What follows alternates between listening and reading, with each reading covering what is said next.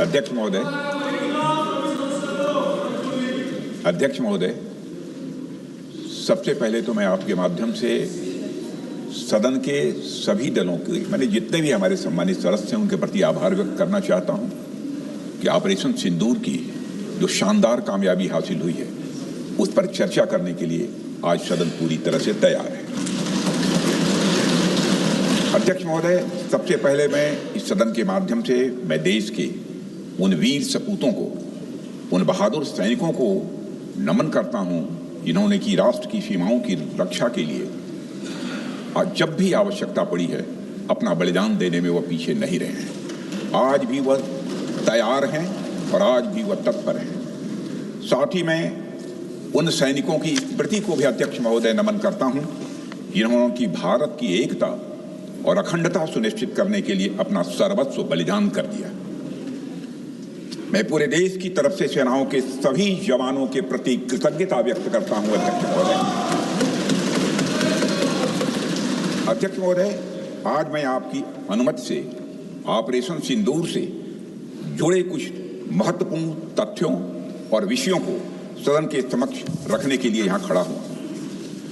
अध्यक्ष महोदय, 6 और 7 मई 2025 को भारतीय सेनाओं ने ऑपरेशन सिंदूर के नाम से एक ऐतिहासिक सैन्य कार्रवाई को अंजाम दिया। यह केवल एक सैन्य कार्रवाई नहीं थी, बल्कि यह भारत की संप्रभुता, उसकी अस्मिता, देश के नागरिकों के प्रति हमारी जिम्मेदारी और आतंकवाद के खिलाफ हमारी नीति का एक इफेक्टिव और डिसाइसिव डेमोन्स्ट्रेशन था। अध्यक्ष महोदय, जैसा इस सदन को जानकारी है, 22 अप्रैल 2025 को जम्मू कश्मीर के पहलगाम क्षेत्र में एक अमानवीय और कायराना आतंकी हमला हुआ। इस हमले में हमारे 25 निर्दोष नागरिकों सहित एक नेपाली नागरिक की भी जान गई थी। उन निर्दोष लोगों की जान उनका धर्म पूछ कर लिया गया। यह अपने आप में अमानवीयता का सबसे कुत्सित और सबसे घृणित उदाहरण था। यह घटना भारत की सहन शक्ति की सीमा की भी मैं मानता हूं परीक्षा थी। अध्यक्ष महोदय, इस हमले के तुरंत बाद हमारे प्रधानमंत्री श्री नरेंद्र मोदी जी ने तीनों सेनाओं के प्रमुखों की एक उच्च स्तरीय बैठक की और उन्हें छूट दी गई कि वे अपने विवेक, स्ट्रेटेजिक अंडरस्टैंडिंग और रीजनल सिक्योरिटी सिचुएशन को ध्यान में रखते हुए वह निर्णायक कार्रवाई करें। इसके बाद हमारे सैन्य नेतृत्व ने न केवल अपनी मैच्योरिटी दिखाई, बल्कि उस स्ट्रेटेजिक विजडम का भी परिचय दिया जिसकी उम्मीद भारत जैसी एक रिस्पॉन्सिबल पावर से की जाती है। अध्यक्ष महोदय, ऑपरेशन सिंदूर को अंजाम देने से पहले हमारी सेनाओं ने हर पहलू का बहुत ही गहराई के साथ अध्ययन किया।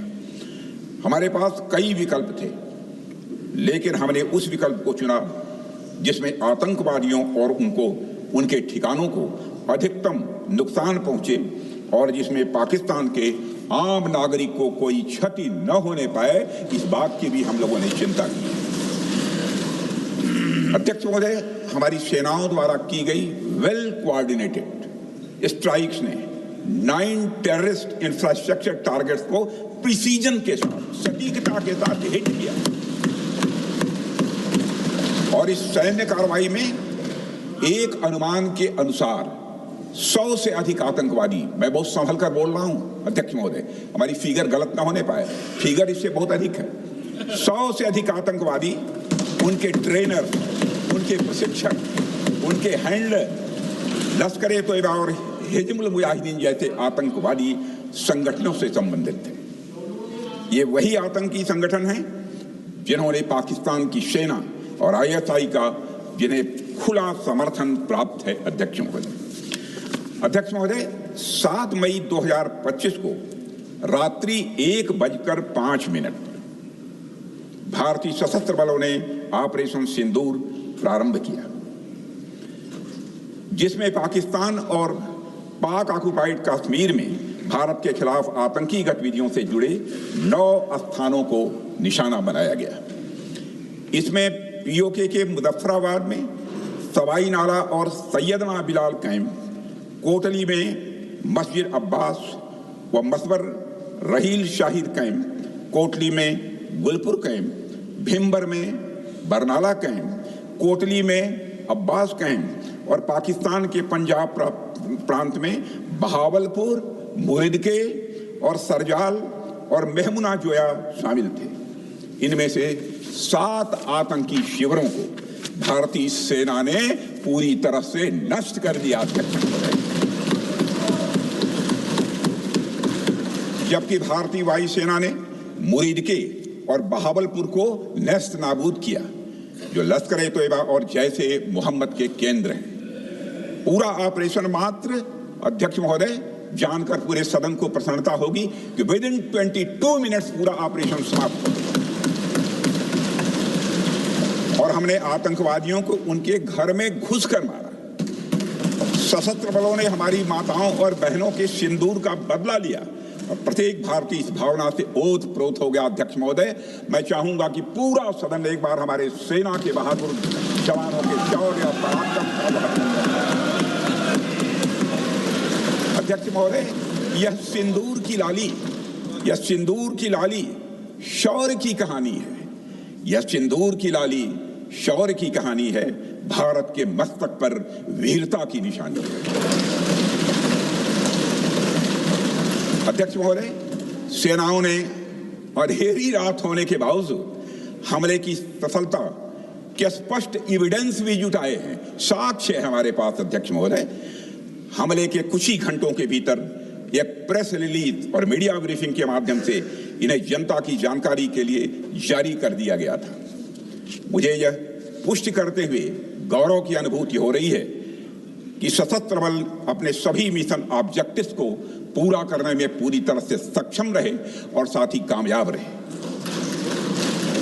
अध्यक्ष महोदय, 7 मई 2025 को हमले माने 1:35 के तुरंत बाद भारतीय डीजीएमओ ने हॉटलाइन संदेश के माध्यम से पाकिस्तान के डीजीएमओ यानी डायरेक्टर जनरल मिलिट्री ऑपरेशन से संपर्क किया और टेरर इंफ्रास्ट्रक्चर के खिलाफ हमारे हमले के रेशनल और मेथोडोलॉजी के बारे में पूरी जानकारी दी और यह तथ्य भी बताया ये हमले एस्केलेटरी नेचर वाले नहीं थे, माने इसको हम आगे नहीं बढ़ाना चाहते।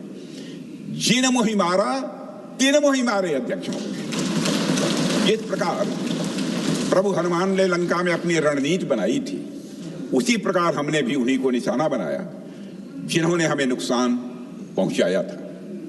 हालांकि पाकिस्तान ने इस रेशनल को समझने से इनकार कर दिया और अगले कुछ दिनों तक सिविलियन और सैन्य ठिकानों पर गोलीबारी करके बड़े पैमाने पर सीज फायर वायलेशन करके स्थिति को एस्केलेट करने की उसने कोशिश की।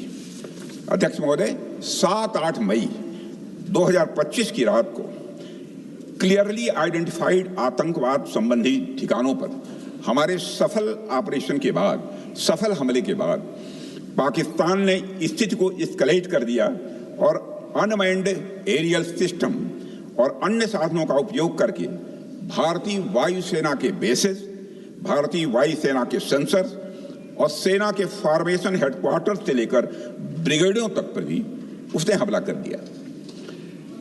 हालांकि हमारी इंटीग्रेटेड एयर डिफेंस ग्रिड और काउंटर यूएस ग्रिड ने इन हमलों को सफलतापूर्वक विफल कर दिया। अध्यक्ष महोदय, यस 400 यमारसैन आकाश मिसाइल सिस्टम और एयर डिफेंस गन्स बहुत प्रभावी साबित हुई हैं। अध्यक्ष महोदय, इस एस्केलेशन पर हमारा जवाबी हमला स्विफ्ट, प्रोपोर्शनेट और नवातुला था। अध्यक्ष महोदय, जिसमें 8 मई 2025 को केवल चुनिंदा पाकिस्तानी एयर डिफेंस सिस्टम और सेंसर नेटवर्क को प्रिसीजन गाइडेड मिशन द्वारा म्यूनिशंस द्वारा जो है टारगेट किया गया। अध्यक्ष महोदय, हमारी कार्रवाई पूरी तरह से सेल्फ डिफेंस में थी, न तो वह प्रोवोकेटिव थी और न तो एक्सपेंशनिस्ट थी। पाक द्वारा ये हमले 7 मई 25 से लगातार चले और 10 मई 2025 को रात लगभग 1:30 पर पाकिस्तान ने बड़े पैमाने पर भारत के ऊपर मिसाइल, ड्रोन, रॉकेट और अन्य लॉन्ग रेंज वेपन्स का इस्तेमाल किया। इसके साथ साथ उन्होंने इलेक्ट्रॉनिक वॉरफेयर से जुड़ी टेक्नोलॉजीज का भी सहारा लिया। अध्यक्ष महोदय, उनके निशाने पर हमारे भारतीय वायुसेना के अड्डे, थल सेना के एम्यूनिशन डिपोज, हवाई अड्डे और मिलिट्री कैंट थे। अध्यक्ष महोदय, यह कहते हुए मुझे गौरव की अनुभूति हो रही है कि हमारे air defence system, counter drone system और इलेक्ट्रॉनिक इक्विपमेंट्स ने पाकिस्तान के इस हमले को पूरी तरह से नाकाम कर दिया। पाकिस्तान हमारे किसी भी टारगेट को हिट नहीं कर पाया अध्यक्ष महोदय, और हमारे किसी भी इंपॉर्टेंट एसेट को नुकसान नहीं हुआ है। हमारी सुरक्षा व्यवस्था अध्यक्ष महोदय चाक चौबंद थी और हर हमले को हम लोग रोका गया। मैं इसके लिए भारतीय सेना के बहादुर सैनिकों की जमकर सराहना करता हूं, जिन्होंने दुश्मन के हर मंसूबे पर पानी फेर दिया। और अपने प्रतिपक्ष के मित्रों से भी कहना चाहता हूं, एक बार फिर से भारत के सेना के जवानों का कम से कम मेज थपथपाकर उनका अभिनंदन करते। बहुत बहुत धन्यवाद। बहुत बहुत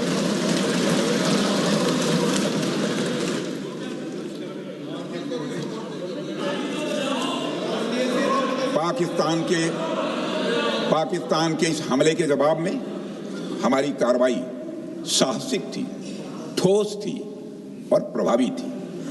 भारतीय वायुसेना ने वेस्टर्न फ्रंट पर पाकिस्तान के हवाई अड्डों, command and control systems, military infrastructures और एयर डिफेंस सिस्टम को निशाना बनाया और इस मिशन को हमारी सेनाओं ने सफलतापूर्वक अंजाम देने में कामयाबी हासिल की। अध्यक्ष महोदय, हमारी सेनाओं ने चकलाला, सरगोधा, रफीकी, रहीम यार खान, जैकबाबाद, सुक्कुर और भोलारी जैसे बड़े एयरबेस पर प्रहार किया और पूरी दुनिया ने भारतीय वायुसेना के शौर्य और पराक्रम की तस्वीर देखी।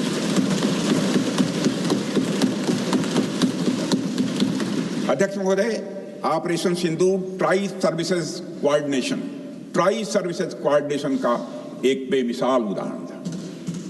जब भारतीय वायुसेना ने आसमान से हमले किए, हमारी थल सेना ने जमीन पर मोर्चा संभाल लिया। हमारे जवान नियंत्रण रेखा पर पूरी ताकत से डटे रहे और पाकिस्तान की हर हरकत का करारा जवाब दिया। अध्यक्ष महोदय, भारतीय नौसेना ने भी, लोग पूछते हैं भारतीय नौसेना का क्या रोल था, भारतीय नौसेना ने भी उत्तरी अरब सागर में अपनी तैनाती मजबूत कर दी। भारतीय नौसैनिकों ने पाकिस्तान को यह साफ संदेश दिया कि हम समुद्र से लेकर जमीन तक पाकिस्तान के हर महत्वपूर्ण ठिकानों पर प्रहार करने में न केवल सक्षम हैं बल्कि हम तैयार हैं। अध्यक्ष महोदय, इस ऑपरेशन का मकसद टेररिस्ट कैंप्स और उनके सपोर्टर्स को टारगेट करना, उन्हें नेस्त नाबूद करना था और ये साफ संदेश देना था कि भारत आतंकवाद के विरुद्ध जीरो टॉलरेंस रखता है।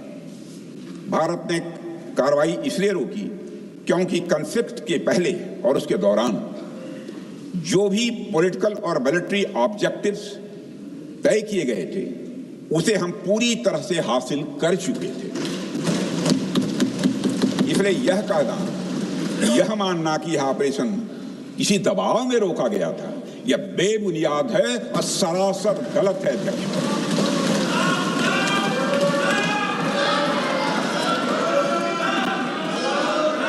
मैं सदन को फिर से आश्वस्त करना चाहता हूं, अपने राजनीतिक जीवन में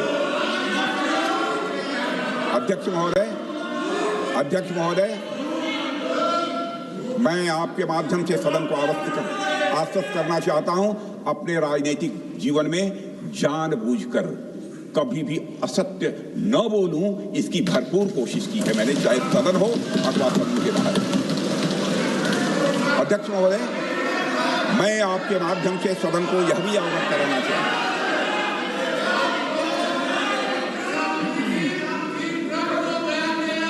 प्लीज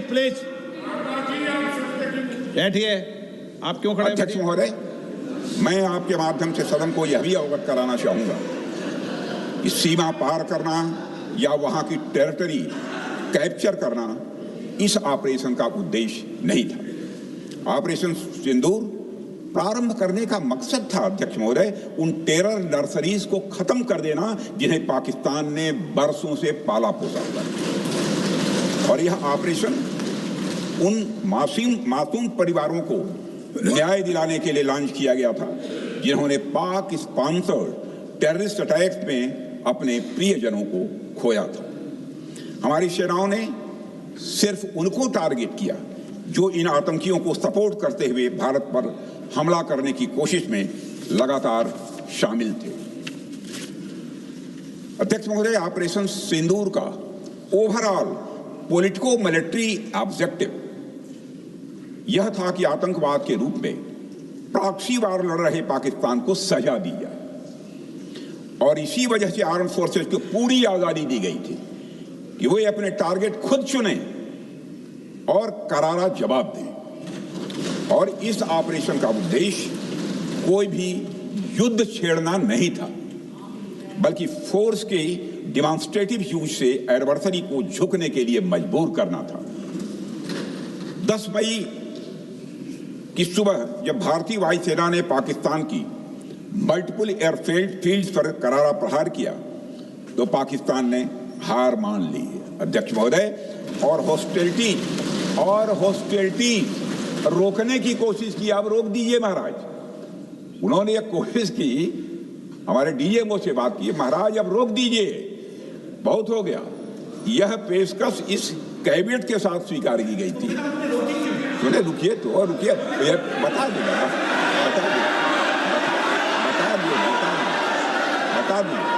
अब बैठ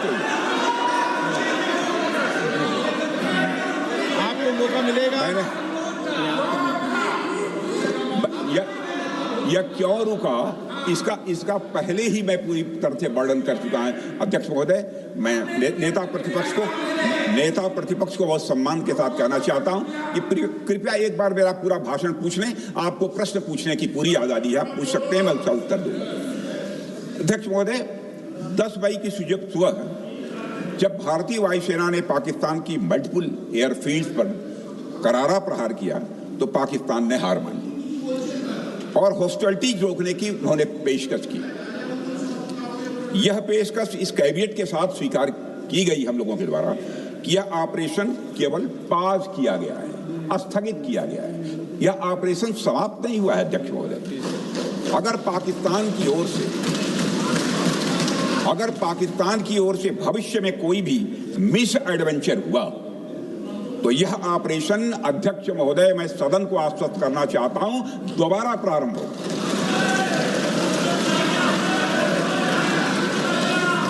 अध्यक्ष महोदय, भारतीय वायुसेना के जबरदस्त हमलों, नियंत्रण रेखा पर थल सेना की मजबूत जवाबी कार्रवाई और नौसेना के हमलों के डर ने पाकिस्तान को झुकने के लिए मजबूर कर दिया। अध्यक्ष महोदय, और पाकिस्तान की हार उनकी एक सामान्य विफलता नहीं थी बल्कि यह उसके सैन्य बल और मनोबल या दोनों की एक हार थी। 10 मई को पाकिस्तान के डीजीएमओ ने भारत के डीजीएमओ से संपर्क किया और सैन्य कार्रवाइयों को रोकने की अपील की। मैं सदन में यह बात फिर से दोहराना चाहूंगा कि पाकिस्तान के डीजीएमओ ने भारत के डीजीएमओ से संपर्क किया और सैन्य कार्रवाइयों को रोकने की अपील की।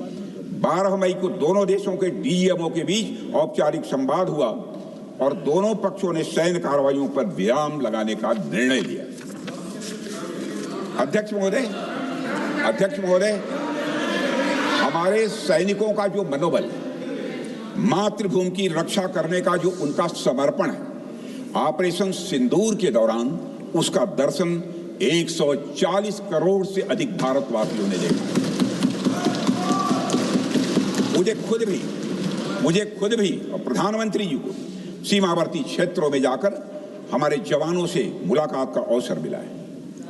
अध्यक्ष महोदय, श्रीनगर के मिलिट्री बेस पर, भुज के एयरबेस पर, उधमपुर के कमांड सेंटर पर, हर जगह प्रत्यक्ष मैंने अपनी आंखों से देखा कि हमारे सैनिकों का मनोबल अपनी पूरी बुलंदी पर था। उनकी आंखों में विश्वास है और उनका संकल्प अडिग है। वे न केवल भारत की सीमाओं की रक्षा कर रहे हैं बल्कि हमारे राष्ट्रीय स्वाभिमान की भी अध्यक्ष महोदय रक्षा कर रहे हैं।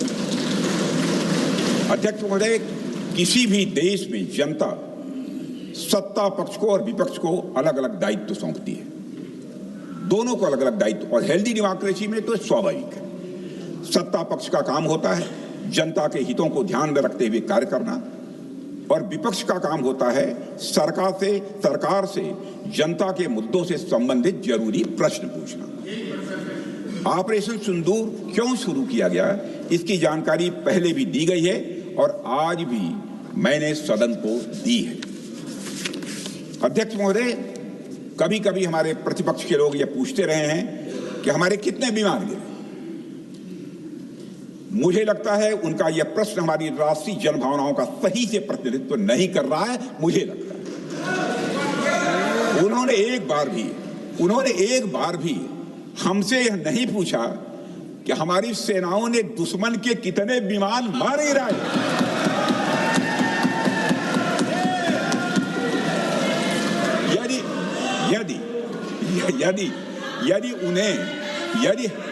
यदि उन्हें प्रश्न पूछना ही है अध्यक्ष महोदय, तो उनका प्रश्न यह होना चाहिए, क्या भारत ने आतंकवादी ठिकानों को तबाह किया?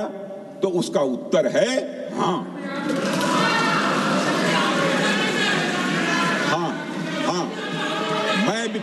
मैं विपक्ष के सम्मानित साथियों से कहना चाहता हूं कि आपको प्रश्न पूछना है तो यह प्रश्न पूछिए, क्या ऑपरेशन सिंदूर सफल रहा? तो उसका उत्तर है हाँ।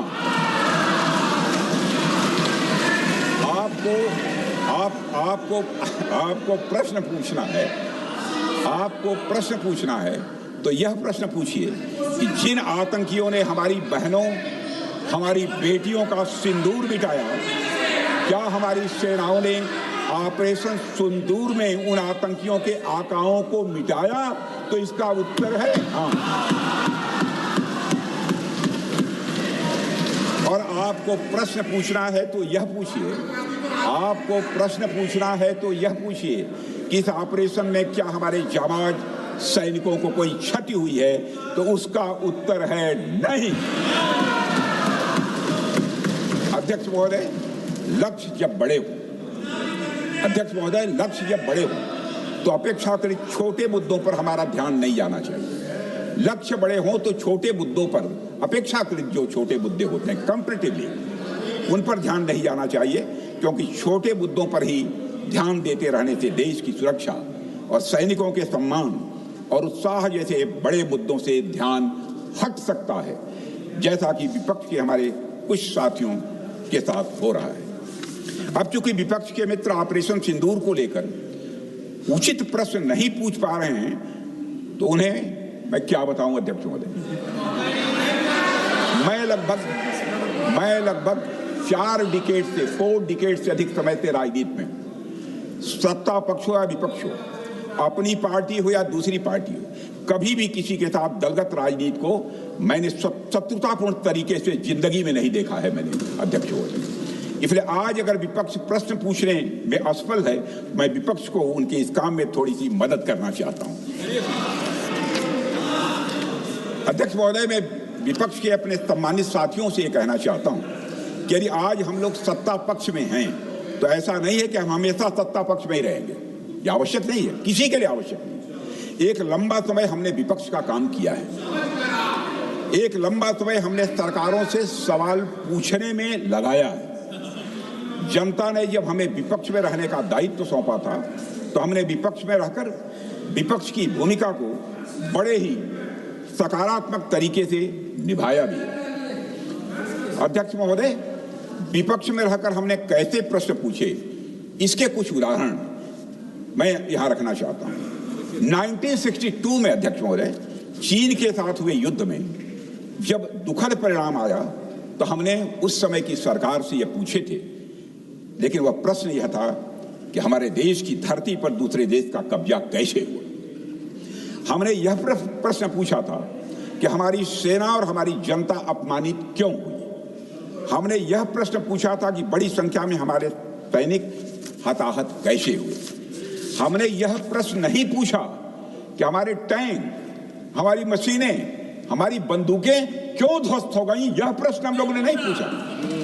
मशीनों और तोपों की चिंता न करके, मशीनों और तोपों की चिंता न करके अध्यक्ष महोदय, हमने देश की टेरिटरी की चिंता की, हमने देश के सैनिकों की। इसी तरह 71 के युद्ध में, 71 के युद्ध में जब हमने पाकिस्तान को सबक सिखाया, मैं उस समय की सरकार को मैं बधाई देना चाहता हूं। हमने अपने राजनीतिक और सैन्य नेतृत्व की प्रशंसा की। हमने ये नहीं देखा कि किस दल की सरकार है, किस विचारधारा की सरकार है, इसकी चिंता नहीं की कभी। हमारे नेता अटल बिहारी वाजपेयी ने संसद में खड़े होकर उस समय के नेतृत्व की प्रशंसा की थी। हमने इस बात की खुशी जाहिर कि हमने अपने शत्रु को सबक सिखाया। हमने उस दौरान यह प्रश्न नहीं पूछा कि सबक सिखाने के दौरान में भारत के कितने प्लेन्स गिरे, भारत के कितने इक्विपमेंट्स बर्बाद हुए। यह प्रश्न अध्यक्ष महोदय उस समय भी हम लोगों ने नहीं पूछा। अध्यक्ष महोदय, यदि मैं इसे और भी प्रैक्टिकल तरीके से समझाऊं, तो किसी भी परीक्षा के परिणाम में रिजल्ट मैटर करता है। यदि किसी परीक्षा में कोई बच्चा अच्छे मार्क्स लेकर आ रहा है, तो हमारे लिए उसके मार्क्स मैटर करने चाहिए। हमें इस बात का ध्यान नहीं रखना चाहिए कि एग्जाम के दौरान उसकी पेंसिल टूट गई थी या उसकी पेन खो गई।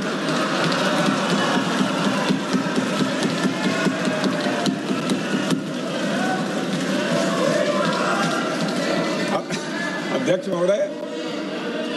महोदय, अल्टीमेटली रिजल्ट मैटर करता है, और रिजल्ट यह है, अध्यक्ष महोदय, अल्टीमेटली रिजल्ट मैटर करता है, और रिजल्ट यह है अध्यक्ष महोदय कि ऑपरेशन सिंदूर के दौरान हमारी सेनाओं ने जो लक्ष्य निर्धारित किया था, उन लक्ष्यों को पूर्ण रूप से प्राप्त करने में हमने कामयाबी हासिल की।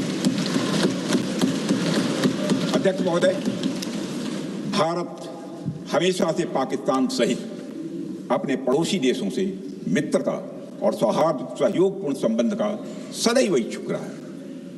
इसके लिए भारत की सभी सरकारों ने ईमानदारी से प्रयास भी किए हैं। वह चाहे आदरणीय लाल बहादुर शास्त्री जी हों, या अटल बिहारी वाजपेयी जी हों, या हमारे स्वर्गीय मनमोहन सिंह जी हों, या प्रधानमंत्री श्री नरेंद्र मोदी जी, सभी ने हमेशा चाहा है कि इस इलाके में शांति और समृद्धि बनी रहे। सभी ने यह चाहा। अध्यक्ष महोदय, यह बात हमारी सिविलाइजेशनल वैल्यूज के साथ मेल खाती है, इसलिए ऐसा हुआ। अध्यक्ष महोदय, पूरा विश्व जानता है कि पूर्व प्रधानमंत्री से अटल बिहारी वाजपेयी जी ने शांति का संदेश लेकर 1999 में लाहौर बस यात्रा की थी। वह सिर्फ एक यात्रा नहीं थी, वह यात्रा भारत की संस्कृति और शांति की प्रतीक थी। यह हमारे भारत की प्रकृति थी। लाहौर पहुंचकर से अटल बिहारी वाजपेयी जी ने मीनारे पाकिस्तान पर विजिटर्स रूप में जो लिखा था, जिसका जिक्र लोग आज भी करते हैं, और उन्होंने लिखा था कि मैं चर्चा करता हूं, उन्होंने लिखा था कि मीनारे पाकिस्तान से मैं पाकिस्तान की जनता को यह विश्वास दिलाना चाहता हूं कि भारत अस्थायी शांति और मित्रता का आकांक्षी है। मैंने पहले भी कहा है और फिर भी कहता हूं, एक स्थिर और समृद्ध पाकिस्तान भारत के हित में है, इसमें कोई संदेह नहीं होना चाहिए। अध्यक्ष महोदय, यह हमारी सोच थी, यह हमारी शांति की पहल थी।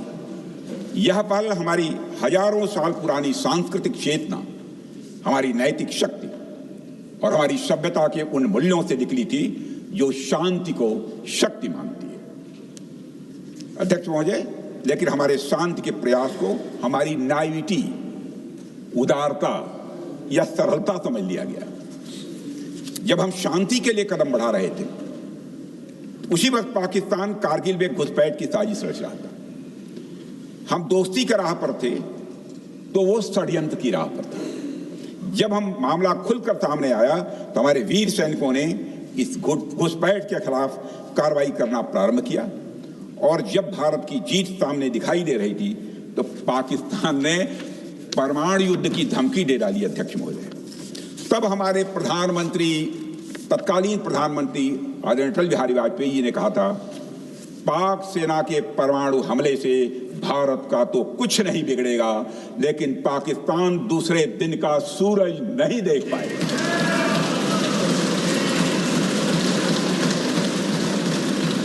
यानी अटल जी जो शांति का पैगाम लेकर गए, वही अटल जी शक्ति का भी परिचय देने में तनिक भी नहीं हिचके। यही है भारत।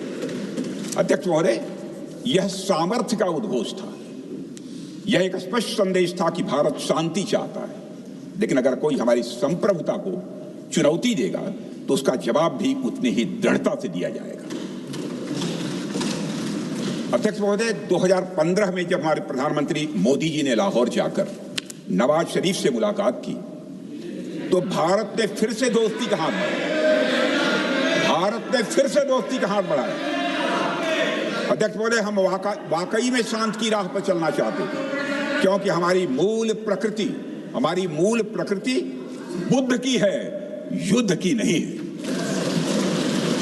हमारी सरकार ने भी पाकिस्तान के साथ शांति स्थापित करने के अनेक प्रयत्न किए हैं, लेकिन बाद में हमने 2016 में सर्जिकल स्ट्राइक से, 2019 में बालाकोट में एयर स्ट्राइक से और 2025 के ऑपरेशन सिंदूर से हमने शांति स्थापित करने का दूसरा रास्ता अपनाया है। अध्यक्ष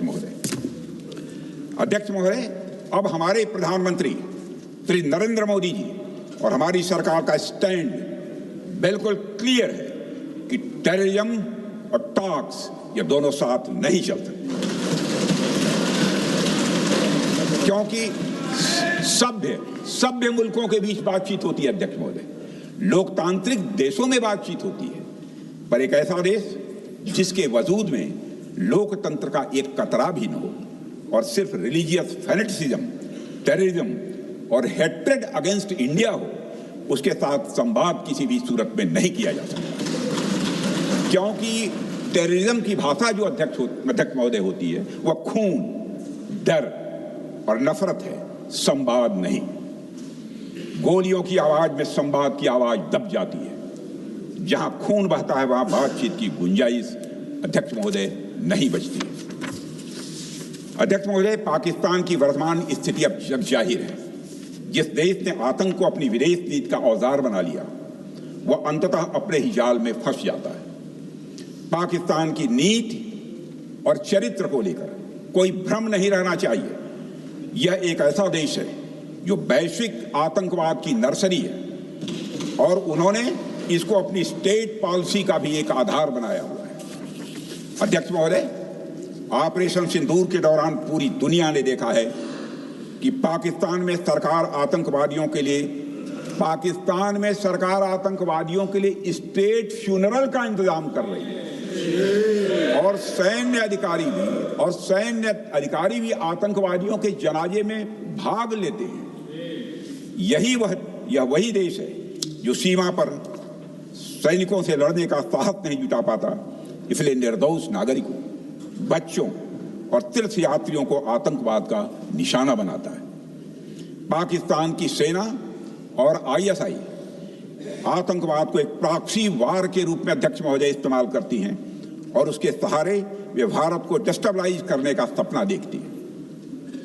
अध्यक्ष महोदय, मैं लोकतंत्र के मंदिर में खड़े होकर यह बात कह रहा हूं कि भारत को 1000 कट्स देने का सपना पालने वालों को नींद से जग जाना चाहिए। यह मोदी जी के नेतृत्व वाला नया भारत है जो आतंकवाद के खिलाफ किसी हद तक जा सकता है।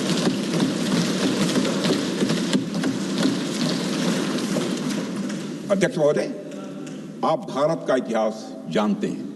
देखिए, हमने कभी भी किसी की 1 इंच जमीन पर आज तक कभी कब्जा नहीं किया है। हम यह भी जानते हैं कि युद्ध अपनी बराबरी वालों से करना चाहिए। ऐसा गोस्वामी तुलसीदास जी ने लिखा है और गोस्वामी तुलसीदास जी कहते हैं कि नीति ऐसी ही होनी चाहिए, प्रीति और बैर बराबरी वाले से ही करनी चाहिए। शेर यदि मेढकों को मारे तो उसका बहुत अच्छा संदेश नहीं जाता है अध्यक्ष महोदय। और अध्यक्ष महोदय, हमारे देश की सेना शेर है।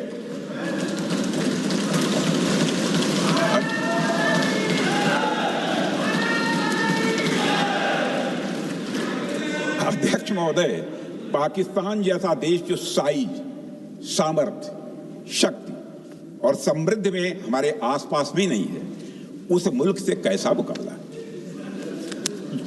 जो मुल्क अपने अस्तित्व के लिए दूसरों पर आश्रित हो, उसके मुकाबले का मतलब है अपना स्तर कम करना। हमारी नीति है आतंकवाद के खिलाफ प्रभावी कार्रवाई करना। हमारा पाकिस्तान विरोध उनकी आतंकवाद की नीति के कारण है, इसलिए पाकिस्तान से हमारा विरोध है। अध्यक्ष महोदय, हम अगर शांति की आशा के लिए हाथ बढ़ाना जानते हैं तो अशांति फैलाने वाले हाथों को उखाड़ना भी जानते हैं। अध्यक्ष महोदय, अगर शांति के प्रयास करना हम जानते हैं तो दुष्टों को जो भाषा समझ में आए उसी भाषा में समझाना भी जानते हैं। सठे साक्ष्यम समाचरेत, अर्थात दुष्ट के साथ दुष्टता का ही व्यवहार करना पड़ता है कभी कभी। अध्यक्ष महोदय, हमने भगवान कृष्ण से सीखा है कि शिशुपाल की 100 गलतियां माफ की जा सकती हैं, पर अंत में धर्म की रक्षा के लिए सुदर्शन चक्र उठाना ही पड़ता है। हमने पार्लियामेंट का अटैक सहा है अध्यक्ष महोदय, 2008 का मुंबई अटैक सहा है, झेला है, लेकिन अब हमने कह दिया है इनफ इज इनफ। अब हमने सुदर्शन चक्र उठा लिया है अध्यक्ष महोदय। अध्यक्ष महोदय, हमारी प्रवृत्ति भगवान राम और भगवान कृष्ण से प्रेरित है, जो हमें शौर्य भी सिखाती है और धैर्य भी सिखाती है। इस सीख का अध्यक्ष महोदय, इस सीख का हम प्रधानमंत्री नरेंद्र मोदी जी के नेतृत्व में हमारी विदेश और अपनी रक्षा नीति में सीधा प्रयोग कर रहे हैं। आज भारत पहले दोस्ती का हाथ बढ़ाता है, लेकिन अगर कोई देश धोखा दे तो उसकी कलाई भी मरोड़ना जानता है। अध्यक्ष महोदय, हमारी नीति स्पष्ट है कि हमने एक समय लाहौर बस यात्रा की भाषा में बात की थी, तो पाकिस्तान ने हमारी उस भाषा को नहीं समझा, तो अब हम उन्हें बालाकोट स्ट्राइक की भाषा में जवाब देंगे। अध्यक्ष महोदय, भारत के लिए शांति हमारी प्रायोरिटी है, हमारी प्राथमिकता है और हमारी शक्ति उसका आधार है। भारत के लिए शांति प्राथमिकता है और हमारी शक्ति उसका आधार है। यह शक्ति हमारे सामर्थ्य से पैदा हुई है अध्यक्ष महोदय, और यह सामर्थ्य पिछले 11 साल में कई गुना बढ़ गया है। मैं ये नहीं कहता हूं पहले नहीं था, पहले था, लेकिन अब कई गुना बढ़ गया है। आज भारत विश्व की 4थी सबसे बड़ी अर्थव्यवस्था है और अभी आई मॉर्गन स्टैनली के रिपोर्ट के मुताबिक 2028 तक विश्व की 3री सबसे बड़ी अर्थव्यवस्था बनने की ओर भारत चल रहा है। अध्यक्ष महोदय, आर्थिक उन्नति के साथ साथ भारत के रक्षा क्षेत्र में 2014 से उल्लेखनीय परिवर्तन, रिमार्केबल चेंज आया है। आज का भारत डिफेंस सेक्टर में आत्मनिर्भरता, सेल्फ रिलायंस और स्वदेशी उत्पादन की दिशा में तेजी से आगे बढ़ रहा है। अध्यक्ष महोदय, आज हम हर दृष्टि से समर्थ भी हैं और सक्षम भी हैं। अध्यक्ष महोदय, अब मैं सदन को यह भी जानकारी देना चाहता हूं, उसके बाद जब प्रश्न पूछा गया हमारे सारे चीफ से, सीडीएस से, डिफेंस सेक्रेटरी से, क्या ऑपरेशन के लिए तैयार हैं, क्षण भर की देर नहीं लगाई, सबने बोला यस सर। अध्यक्ष महोदय, ऑपरेशन सिंदूर हमारे सामर्थ्य का ही प्रतीक था, जिसमें हमने दिखा दिया कि अगर कोई हमारे नागरिकों को मारेगा तो भारत चुप नहीं बैठेगा। भारत की आत्मरक्षा के लिए हमारा राजनीतिक तंत्र और नेतृत्व बिना किसी दबाव के काम करेगा। हमारी मिसाइल फिजिकल सीमाएं लांघेंगी अध्यक्ष महोदय, और हमारे वीर सैनिक दुश्मन की कमर तोड़ेंगे। अध्यक्ष महोदय, हम आतंकवाद को उसके हर रूप और स्वरूप में पूरी तरह समाप्त करने के लिए पूरी तरह से प्रतिबद्ध हैं, और इस संदर्भ में हमें एक महत्वपूर्ण बात समझनी होगी। Pakistan sponsored terrorism is not random madness, there is a method in this madness. यह एक सुनियोजित रणनीति है, यह एक फंडामेंटल रेज है। अध्यक्ष महोदय, प्रसिद्ध लेखक वीएस नायपाल ने सही कहा था, पाकिस्तान में होना एक ऐसी अल्टरनेट और कंट्रास्टिंग रियलिटी है, where war is peace, freedom is slavery, ignorance is strength. यानी यहां युद्ध ही शांति है, गुलामी ही स्वतंत्रता है और जिहालत यानी अज्ञानता ही ताकत है। अध्यक्ष महोदय, इसलिए पाकिस्तान द्वारा प्रायोजित आतंकवाद कोई पागलपन नहीं है। पाकिस्तान द्वारा प्रायोजित आतंकवाद कोई पागलपन नहीं है, यह एक सोची समझी साजिश का हिस्सा है। यह एक ऐसी प्रक्रिया है जो आतंक को एक पॉलिटिकल टूल की तरह इस्तेमाल करती है। यह सिर्फ आतंकवाद नहीं, यह एक टूल किट है, एक ऐसा टूल किट जिसे पाकिस्तान की सेना और उसकी एजेंसियां एक नीति की तरह अपनाए हुए हैं। This tool kit is in opposition to civilized code of conduct that the rest of the world prefers to abide by. यानी यह टूल किट उस सिविलाइज्ड कोड ऑफ कंडक्ट के खिलाफ है जिसे दुनिया का हर जिम्मेदार देश मानता है। अध्यक्ष महोदय, यह एक कट्टरपंथी सोच की उपज है जिसमें सहिष्णुता के लिए कोई जगह नहीं। हमारा पाकिस्तान के साथ कोई सीमा का संघर्ष नहीं है अध्यक्ष महोदय, बल्कि यह सभ्यता बनाम बर्बरता का संघर्ष है। सभ्यता बनाम बर्बरता का संघर्ष। पाकिस्तान के हुक्मरान जानते हैं कि उनके सैनिक युद्ध के मैदान में भारत से नहीं जीत सकते, इसलिए वे आतंक को पालते ही नहीं, उन्हें प्रशिक्षण देते हैं और फिर दुनिया के सामने खड़े होकर निर्दोष बनने की कोशिश करते हैं।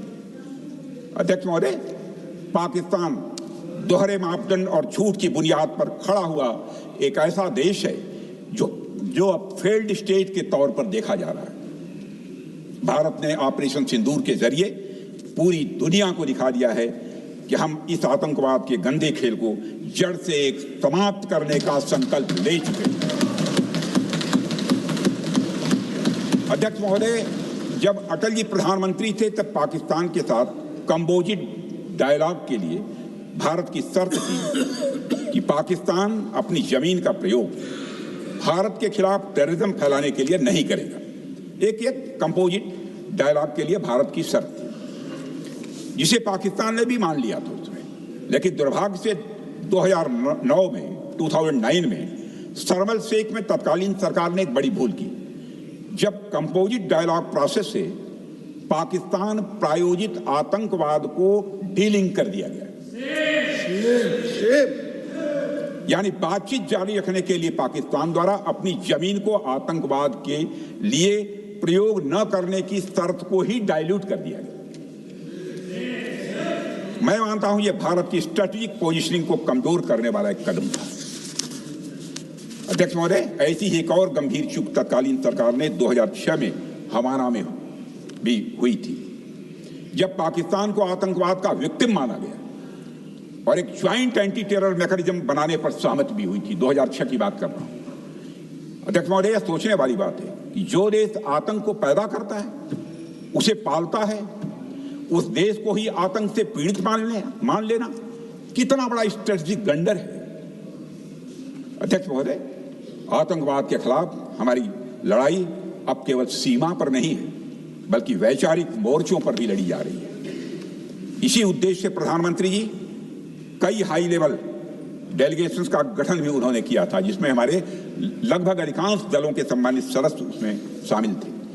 उसमें विभिन्न राजनीतिक दलों के रिप्रेजेंटेटिव शामिल थे और सचमुच इस समिति ने वैश्विक मंचों पर जाकर भारत की बात बहुत ही प्रभावी तरीके से रखी और आतंकवाद के विरुद्ध वैश्विक समर्थन को उन्होंने मजबूत किया।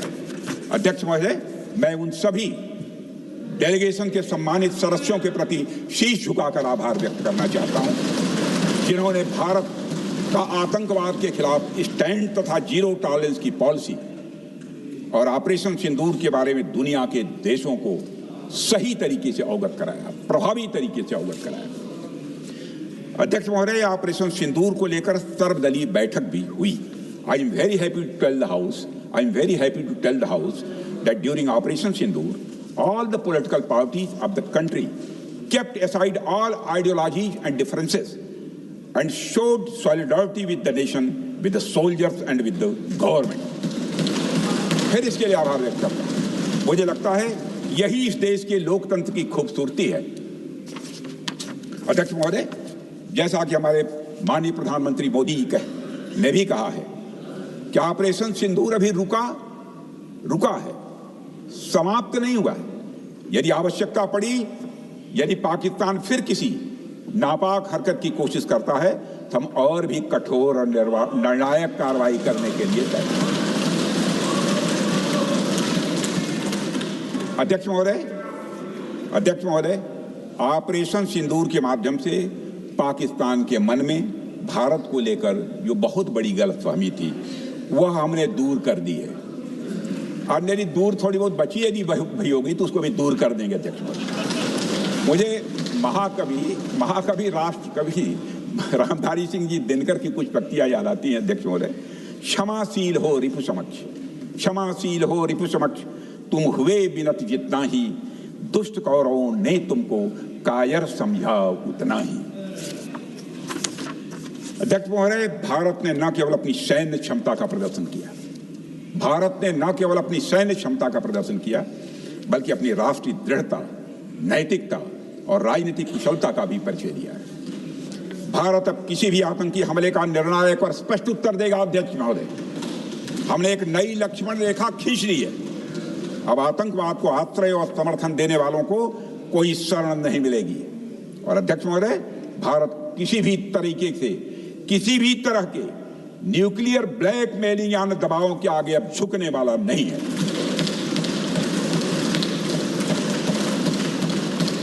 अध्यक्ष महोदय, ऑपरेशन सिंदूर के माध्यम से जो हमने किया और उससे पहले सर्जिकल स्ट्राइक और एयर स्ट्राइक के जरिए जो संदेश दिया गया वह बहुत पहले ही हो जाना चाहिए, लेकिन जो होता है समय पर ही होता है। अध्यक्ष महोदय, हमारी सरकार ने आतंकवाद के खिलाफ हमारी जीरो टॉलरेंस की नीति को दुनिया के हर मंच पर पूरी तरह से स्पष्ट कर दिया है और हम उस पर कोई समझौता किसी भी सूरत में नहीं करने वाले हैं। अभी कुछ सप्ताह पहले मुझे शंघाई कोऑपरेशन ऑर्गेनाइजेशन की डिफेंस मिनिस्टर्स मीटिंग में जाने का अवसर मिला था। वहां जो डिक्लेरेशन तैयार किया जा रहा था उसमें आतंकवाद पर भारत का स्टैंड डाइल्यूट हो रहा था। हमने साफ कह दिया कि जब तक आतंकवाद के मुद्दे पर भारत का स्टैंड रखा नहीं जाएगा, हम किसी ज्वाइंट स्टेटमेंट पर साइन नहीं करेंगे और इसकी वजह से वहां कोई ज्वाइंट स्टेटमेंट नहीं आया। अध्यक्ष महोदय, इसका परिणाम क्या? अब देखिए, हमारे प्रधानमंत्री जी ब्रिक्स की बैठक में ब्राजील गए, करिश्मा किया है हमारे प्रधानमंत्री। तो चीन की मौजूदगी में जो ज्वाइंट डिक्लेरेशन आया उसमें जम्मू और कश्मीर में हुए आतंकी हमले को कंडेम भी किया गया। यह प्रधानमंत्री ने करिश्मा करके दिखाया। यानी भारत की बात अंततः मानी गई और यह ब्रिक्स सम्मेलन के इतिहास में पहली बार हुआ जब जम्मू एवं कश्मीर में हुए किसी आतंकी घटना को खुलकर कंडेम किया गया। मैं इस सदन को याद दिलाना चाहता हूं, 2008 में मुंबई में इतनी बड़ी आतंकी घटना हुई, मगर उस समय की सरकार को जो प्रभावी कार्रवाई करनी चाहिए थी वो नहीं हो पाई। लेकिन उसमें सबसे दुखद और आश्चर्य की बात है, कई वर्ल्ड फोरम, इंटरनेशनल फोरम पर जो उसका कंडेमनेशन होना चाहिए, जो उसकी निंदा की जानी चाहिए, वह भी जितना होना चाहिए नहीं हो पाया। अध्यक्ष, यदि आप उस घटना के बाद हुए ब्रिक्स सम्मेलन के डॉक्यूमेंट्स उठाकर देख लीजिए, मुंबई आतंकी हमले का कहीं जिक्र भी नहीं है। और अध्यक्ष महोदय, जब केंद्र में प्रधानमंत्री मोदी जी के नेतृत्व में सरकार बनी तब जाकर कहीं के हालात कुछ बदलने शुरू हुए और साल 2017 में हुए ब्रिक्स सम्मेलन में पहली बार 2017 में हुए ब्रिक्स सम्मेलन में पहली बार आतंकवाद से लश्कर और जैश जैसे आतंकवादी संगठनों को जोड़ा गया। यह भी अपने में करिश्माई काम था। यह परिस्थिति इसलिए बनी क्योंकि इसके ठीक एक साल पहले उरी की घटना के भारत की सेनाओं ने सीमा पर जाकर सर्जिकल स्ट्राइक की थी। हमने दुनिया को बताया कि आतंकवाद के खिलाफ हम सरहद के इस पार भी मारेंगे और जरूरत पड़ी तो आतंकियों के घर में घुसकर भी मारेंगे। यह बदलाव प्रधानमंत्री मोदी जी के नेतृत्व में आया। अध्यक्ष महोदय, यह वही नीति है जो पहले की सरकारों को भी अपनानी चाहिए थी। उन सरकारों को जिनके शासनकाल में भारत ने सबसे भीषण आतंकी हमलों का सामना किया, जिनमें 2008 का मुंबई हमला आज भी हर हिंदुस्तानी के जहन में बैठा हुआ है, जिंदा है, एक न भूलने वाली त्रासदी के रूप में जिंदा है। अध्यक्ष महोदय, मैं श्री प्रणब मुखर्जी जी ने अपनी किताब द कोलिशन ईयर्स में लिखा है, मेरे पास है भी, कोलिशन ईयर्स में लिखा है कि जब मुंबई अटैक हुआ था, प्रणब ने लिखा है, जब मुंबई अटैक हुआ था, India had evidence that the terrorist came from Karachi port. Pakistan के नॉन स्टेट एक्टर्स के बहाने पूरी दुनिया में, नॉन स्टेट एक्टर्स के बहाने को पूरी दुनिया में कोई मान नहीं रहा था। उन्होंने लिखा है प्रणब ने, and I quote, amid heated debates within the cabinet, there was a demand for military intervention which I rejected. यह उन्होंने लिखा, मैंने नहीं लिखा, अनकोट।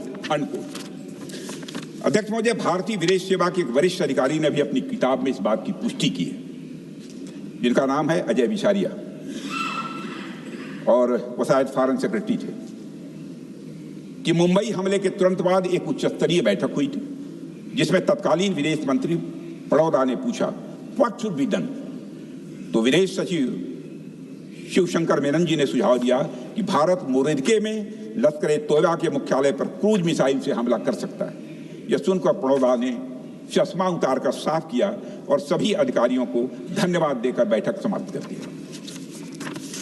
अध्यक्ष महोदय, उस समय की सरकार ने जो सही समझा वो किया, पर मैं मानता हूं कि अगर तब की सरकार ने भी 2016 सर्जिकल स्ट्राइक, 2019 एयर स्ट्राइक जैसे निर्णायक और कठोर कदम उठाए होते तो पाकिस्तान की स्ट्रेटजिक कैलकुलस बदल सकती थी।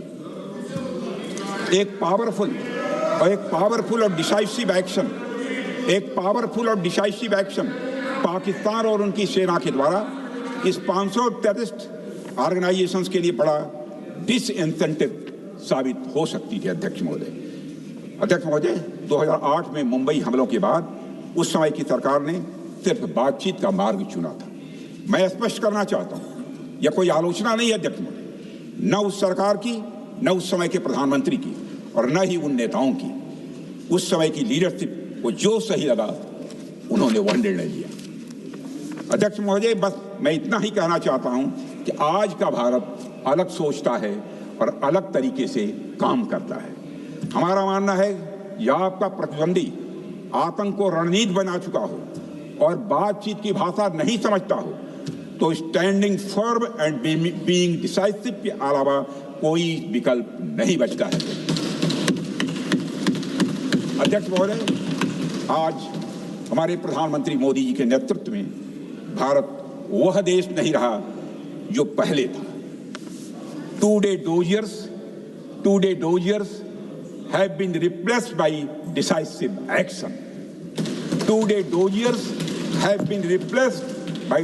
action. आज भारत सहता नहीं है, भारत जवाब देता है। अध्यक्ष महोदय, आज भारत आतंक की जड़ तक जाता है और उसे उखाड़ फेंकने का सामर्थ्य रखता है। अध्यक्ष महोदय, मैं इस सदन को और देश की जनता को यह विश्वास दिलाना चाहता हूं कि हमारी सरकार, हमारी सेनाएं और हमारी लोकतांत्रिक संस्थाएं सब मिलकर, हम और ये सारे लोग सभी मिलकर देश की एकता, अखंडता और सुरक्षा के लिए जो भी कदम उठाना आवश्यक होगा वह कदम उठाएंगे और उसके प्रति हम पूरी तरह से कमिटेड हैं। अध्यक्ष महोदय, अंत में मैं केवल इतना ही कहना चाहता हूं, यह समय एकजुट होकर अपनी सुरक्षा, संप्रभुता और आत्मसम्मान की रक्षा के संकल्प को और अधिक मजबूत करने का है। हमें यह याद रखना होगा कि हमारी सामाजिक और राजनीतिक एकता ही यह हमारी सबसे बड़ी ताकत है। अध्यक्ष महोदय, आतंकवाद को समर्थन देने वालों को यह स्पष्ट संदेश चला गया है कि भारत अपनी मातृभूमि की रक्षा के लिए पूरी तरह से संकल्पबद्ध है। आइए हम सभी दलगत भाव से ऊपर उठकर, आइए हम सभी दलगत भाव से ऊपर उठकर संगच्छध्वम संगवरध्वम के मंत्र से प्रेरणा लेकर एक साथ खड़े हो जाएं और हम इस राष्ट्रीय संकल्प को मजबूत करें। यही हम सबका राष्ट्रीय दायित्व है। और इन्हीं शब्दों के साथ अध्यक्ष महोदय, आपने मुझे विचार रखने का अवसर दिया, आपके प्रति आभार व्यक्त करते हुए और अपने सभी सम्मानित सदस्यों के प्रति धन्यवाद व्यक्त करते हुए अपना निवेदन समाप्त करता हूँ। सबने शांतिपूर्वक बात। श्री गौरव गोगोई।